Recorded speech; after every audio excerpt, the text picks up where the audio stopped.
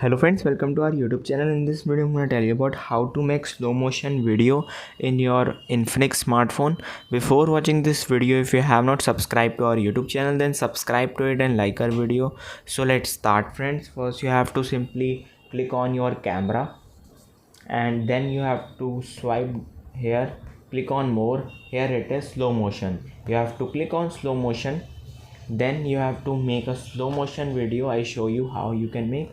You have to just click on this red to start this and make a slow motion video like this, and then you can see friends, slow motion video. This is how you can make slow motion video. I hope you like this video. If you like this video, then subscribe to our YouTube channel for more helpful tips and tricks videos. See you next time.